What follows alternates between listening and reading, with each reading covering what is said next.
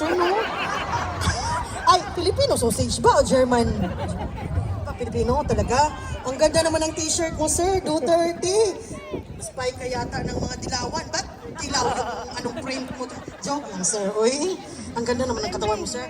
Ito, raise the flag of Germany! Mga taga-Germany, nasaan?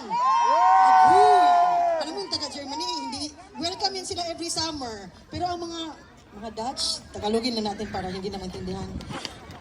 Nagkaawayan sila. Bakit? Ninakaw ng German yung bait nila dati. Yung sira. Where are you from? From the Philippines, sir? Mindanao.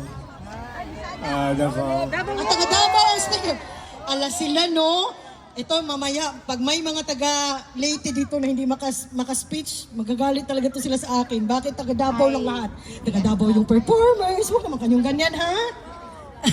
Everybody is the same. Everybody is equal. Reminder. Okay. Ito na.